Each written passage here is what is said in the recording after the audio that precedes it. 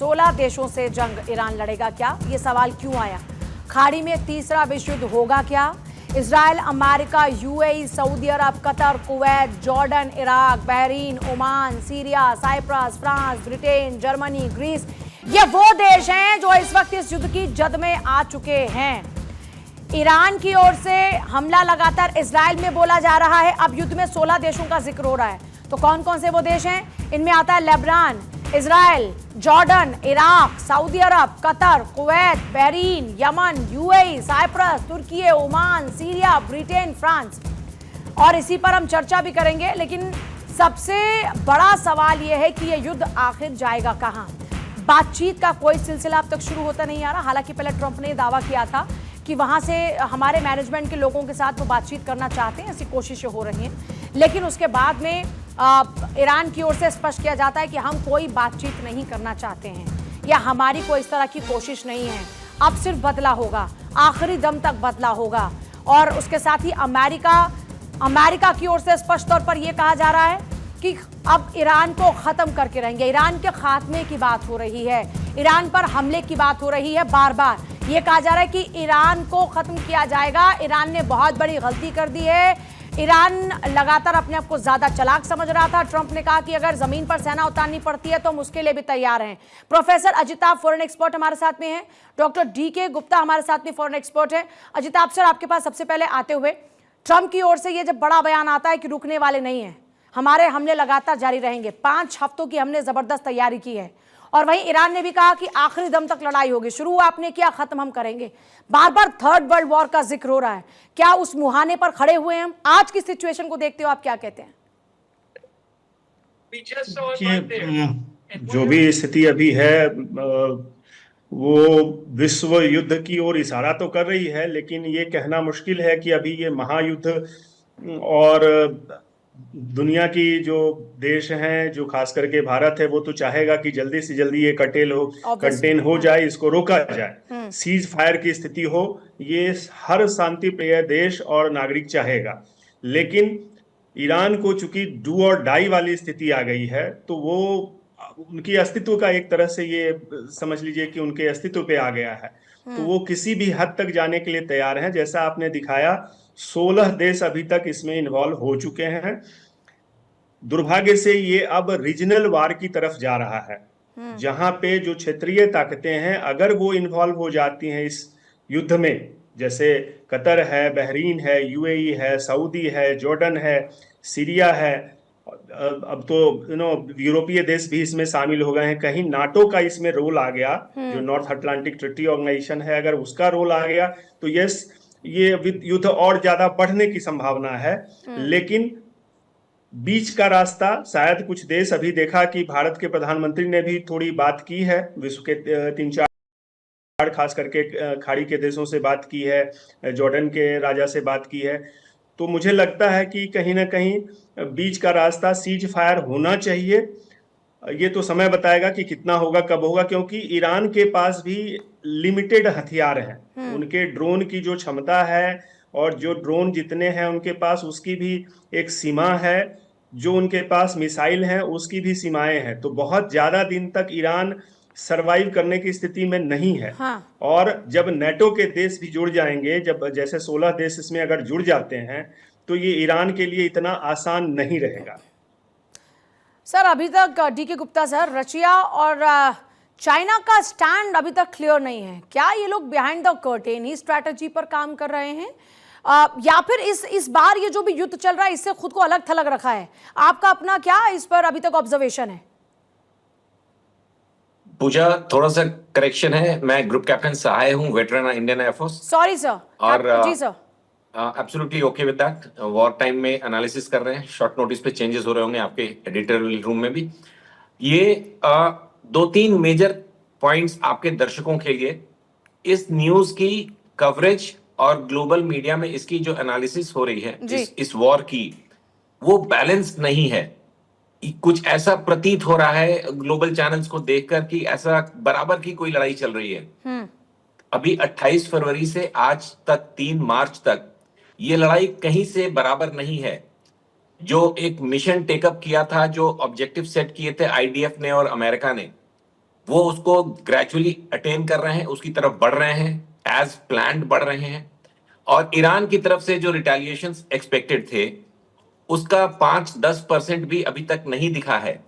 तो वह स्क्रीन पर चारों तरफ एक जैसा, चाहे आप CNN देखें या अल जजीरा देखें, तो ऐसा लगता है कि बराबर की लड़ाई हो रही है। कितने हमले ईरान ने कर दिए उन देशों पर जहां US की फोर्सेस हैं, लेकिन इन हमलों की जो पोटेंसी है, इनका जो डैमेज है, वो कहीं आसपास नहीं है उसके जो IDF और अमेरिका के हमले ईरान में हो रहे हैं, तेहरान में हो रहे हैं।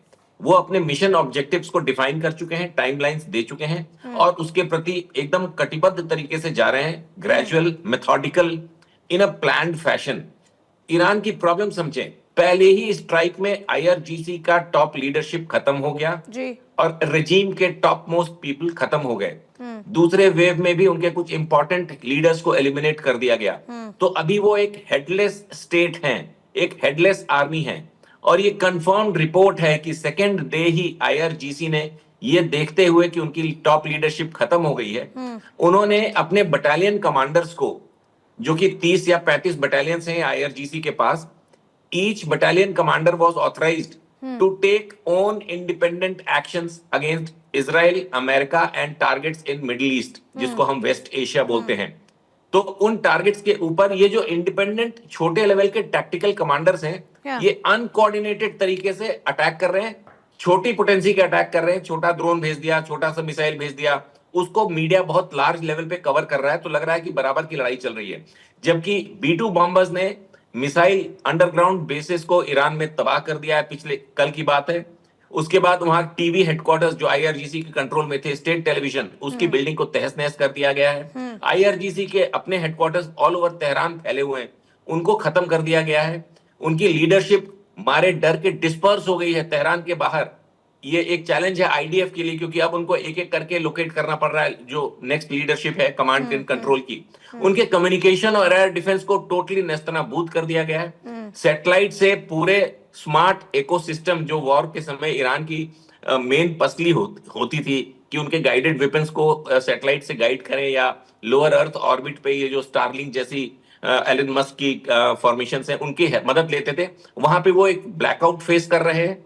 उनकी आर्टीरियल रोड्स, जहां से रीइंफोर्समेंट जानी थी, जिसमें मिसाइल्स को ले जाके लॉन्च पैड तक ले जाना था, उसके पहले मिसाइल के ऊपर वॉरहेड्स लगाने थे, ये सारी व्यवस्थाओं को ध्वस्त कर दिया गया है। तो ये एक एसिमेट्रिक वॉर हो रहा है। IDF अपने ऑब्जेक्टिव्स के करीब जा रहा है, अमेरिका। लेकिन 2-3 मेजर डेवलपमेंट्स हुए हैं, जो कल 3 F-15 कुवैत में मारे गए, उसके बाद अमेरिका का अप्रोच और अमेरिका का डिक्टेटर, उसकी भाषा में, उसकी बॉडी लैंग्वेज में बदलाव आया है। पहली बार वो जब इस 3 एयरक्राफ्ट के डिमोलिशन, मतलब गिराए जाने के बाद उनसे बात करने की मीडिया ने कोशिश करी, ऑन द फेस उन्होंने एक शब्द नहीं बोला, उनकी बॉडी लैंग्वेज बदली हुई थी, क्योंकि ये एक मेजर डेंट है अमेरिकन इमेज को। F-15 एक बहुत ही वाइटल वॉर फाइटिंग मशीन है गल्फ में इस समय, और 3 F-15 with in short period of few minutes मार दिए गए। और वो भी ये लोग फेस सेविंग के लिए कह रहे हैं कि फ्रेंडली फायर, मतलब कुवैत की वायु रक्षा एयर डिफेंस प्रणाली ने गलती से इनको दुश्मन समझ के मार दिया।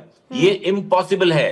एयर डिफेंस के जो पूरे कंसेप्ट्स को जानते हैं लोग, वो ये मानेंगे कि किसी बेस से जब F-15 लेवल के जहाज उड़ते हैं on a mission to demolish some targets in Tehran, उस समय कुवैती एयर डिफेंस की सरफेस टू एयर तक मार करने वाली मिसाइल्स को शट कर दिया जाता है, जब तक कि ये जहाज उनकी जद से बाहर नहीं निकल जाते हैं, और तब फिर से air defence artillery, air defence guns को एक्टिव किया जाता है। तो मुझे एक बहुत मेजर पूजा शक है कि ये जो 3 F-15 एको बहुत स्मार्ट एयरक्राफ्ट, बोइंग का ये प्राइड माना जाता है, बोइंग के F सीरीज में F-15 एक बहुत प्राइड का जहाज माना जाता है, उसको कुवैत की सेना के रोग एलिमेंट्स ने, जो सरकारी दबाव में अभी अमेरिका के साथ खड़े हैं, लेकिन अंदर ही अंदर उनका एक प्रो शिया अप्रोच है, उन्होंने डेलिबरेट तरीके से मारा है इन 3 जहाजों को, और इससे ट्रंप बहुत नाराज हैं। और इससे एक पॉसिबिलिटी है रीअलाइनमेंट ऑफ फोर्सेस की अगले कुछ दिनों में। मैं अपनी बात खत्म करता हूं। आज की लेटेस्ट इंफॉर्मेशन ये आ रही है कि president Trump is considering on foot invasion of Iran, क्योंकि 3 दिन वेट करने के बाद भी ईरान में जो पब्लिक अपराइजिंग एक्सपेक्टेड थी कि हम जब IRGC को खत्म कर देंगे, खमैनीस को खत्म कर देंगे, तो ये सेकेंड वेव ऑफ अपराइजिंग में वहां की सत्ता पलट हो जाएगी, वो नहीं हो रहा है। और अब F-16 जैसे क्रिटिकल एसेट्स 3 एक साथ गिर गए हैं, तो ट्रंप नाराज दिख रहे हैं। हो सकता है कि उनको अफगानिस्तान पाकिस्तान बॉर्डर से या किसी दूसरे तरीके से सोल्जर्स ऑन ग्राउंड जाके तेहरान को कैप्चर करें। जो बची खुची IRGC की लीडरशिप है उनको फिजिकली। हम जिक्र कर रहे हैं 16 देशों का कि युद्ध में किन 16 देशों के अभी तक नाम सामने आए हैं। आइए एक बार नजर डाल लेते हैं। सबसे पहले शुरुआत करते हैं लेबनान के साथ में। इधर लेबनान है, फिर इधर इजराइल, जॉर्डन, सऊदी अरब, कतर, फिर Syria, Iran, Kuwait, Bahrain, UAE, Yemen, Oman, Cyprus और उधर इराक। अब क्योंकि इराक भी जद में आ चुका है। सऊदी अरब, Qatar, Kuwait, Bahrain, Yemen, UAE, Cyprus, Turkey, Oman, Syria, Britain और फ्रांस। युद्ध में अब आप इसका एक विस्तार देखिए कितना ज्यादा हो चुका है। 16 देशों का शामिल होना, यह अपने आप में बार बार हम जिस बात का जिक्र कर रहे हैं कि थर्ड वर्ल्ड वॉर के मुहाने पे हम खड़े, तमाम एक्सपर्ट्स का भी ये मानना है। और अभी हमारे साथ आशीष साय साहब थे जिन्होंने इस बात को लेकर एक अपडेट दिया कि अब अमेरिका ने एक नई प्लानिंग कर ली जिसका जिक्र ट्रंप कल ही कर रहे थे, उनकी तरफ से कहा गया था। और आइए ईरान के कट्टर दुश्मनों की अगर हम बात करते हैं तो 16 देशों से जंग जो ईरान है वो लड़ेगा कैसे। खाड़ी में तीसरा विश्व युद्ध क्या होने वाला है, इस बात का जिक्र भी हम कर रहे हैं। इजराइल, अमेरिका, UAE, सऊदी अरब, Qatar, Kuwait, Jordan, Iraq, Bahrain, Oman, Syria, Cyprus, France, Britain, Germany और फिर ग्रीस। हालांकि जर्मनी की ओर से यह कहा गया कि हम इस युद्ध में इन्वॉल्व नहीं हो रहे हैं, हम किसी की सहायता नहीं करने वाले, जबकि इससे पहले तक ये खबर आ रही थी कि साहब ये जो कंट्रीज हैं वो अमेरिका, इजराइल के साथ में चली गई हैं। अजिताभ सर, एक बात आपसे समझना चाह रही हूँ, क्योंकि पहले ये हुआ कि अब जहां जहां ईरान ने हमले बोले हैं, चाहे वो गल्फ कंट्रीज हों या साइप्रस तक हमने देखा कि हमला हो गया। हालांकि उन्होंने कहा कि अमेरिका के बेस को हम टारगेट कर रहे हैं, इन कंट्री को हम टारगेट नहीं कर रहे हैं। फिर लगा था कि ये कंट्रीज भी अब सीधे सीधे अमेरिका और इजराइल के साथ चली जाएंगी ईरान के अगेंस्ट में, लेकिन अभी तक वो डायरेक्टली इन्वॉल्वमेंट नजर नहीं आ रहा। देखिए पूजा जी, डायरेक्टली इन्वॉल्वमेंट होना भी नहीं चाहेगा ईरान, क्योंकि उससे जो क्षेत्रीय जो इनके नेबर्स हैं वो ईरान के अगेंस्ट हो जाने पे ईरान के लिए मुश्किलात और बढ़ेगी। तो ईरान कभी नहीं चाहेगा, लेकिन ईरान की ये क्षमता कह लीजिए, अक्षमता कह लिए, दिखाता है कि वो प्रेसिजन जो टारगेट होता है वो नहीं कर पा रहे हैं। कह तो ये रहे हैं कि अमेरिका के जो वहाँ बेसेस हैं उस पर अटैक कर रहे हैं, अमेरिका के एसेट्स जो इन कंट्रीज में हैं, जो मिडिल ईस्ट के कंट्रीज में है, उस पे अटैक कर रहे हैं, उस पे टारगेट कर रहे हैं, बट वो एक्चुअल में हो नहीं पा रहा है। सिविलियन एरियाज में, एयरपोर्ट के एरियाज में अटैक हो रहा है और उसमें आम नागरिकों के भी मृत्यु की खबरें हैं। तो ये ईरान के लिए अच्छा नहीं है। दैट वो दिखाता है कि ईरान के पास टारगेट को सही फिक्स करने के लिए वैसे हथियार गल्फ नहीं कंट्रीज है। को लेकर पूछ दी, क्योंकि पहले गल्फ कंट्रीज ने कहा कि आप अच्छा नहीं कर रहे हैं, तो क्या ईरान के इस जवाब पर वो लोग सहमत हो चुके हैं कि वो वाकई अमेरिकी बेस को ही टारगेट कर रहे हैं? क्योंकि पहले लगा कि उनका भी इन्वॉल्वमेंट डायरेक्ट हो सकता है इस युद्ध में। नहीं, देखिए वो क्लेरिफिकेशन जो भी आए, लेकिन सच्चाई यही है कि ईरान ने जो नेबरिंग कंट्रीज पे अटैक किए हैं और सिविलियन एरियाज पे अटैक हुए हैं, जैसे कतर में 100 से ज्यादा मिसाइलों का और ड्रोन का प्रयोग किया गया है, UAE में, सऊदी में, कई जगहों पे हुए, कुवैत में हुआ है, बहरीन में हुआ है। तो ये एक अच्छा संकेत नहीं है और ये क्षेत्रीय वार की ओर पूरा जा रहा है। कल को ये सारे जो आसपास के देश, पड़ोसी देश हैं, ये ईरान के अगेंस्ट में अगर खड़े हो जाएंगे तो ईरान के लिए बहुत मुश्किल होगा। और खतरा उसी बात का है क्योंकि ईरान अपने आप को कंटेन नहीं कर पा रहा है। जैसा कि ग्रुप कैप्टन आशीष जी ने कहा कि भाई IRGC के जो भी क्षेत्रीय कमांडर हैं, रीजनल कमांडर हैं, उनको ईरान ने पूरी छूट दे रखी है कि अपना टारगेट फिक्स करो और उसको मारो। तो एक सेंट्रलाइज कमांड की कमी दिख रही है ईरान के संदर्भ में। और जिसको जहां बन पा रहा है वो मार रहा है। इसका रीजन क्या लीडर की एब्सेंस है? ऑफ कोर्स लीडरशिप का एब्सेंस। इस तरह के जब महायुद्ध हो रहा है तो निश्चित रूप से उसकी तो टॉप लीडरशिप तो खत्म ही हो गई है। तो लीडरशिप का एब्सेंस तो है ही, कोऑर्डिनेशन की भी कमी है। और इन्होंने प्लान बी जो तैयार कर रखा था कि भाई हम अपने जो लोकल हमारे कमांडर्स हैं वो अपना एक्शन लेंगे, ये उनके स्ट्रक्चर में इस तरह का है।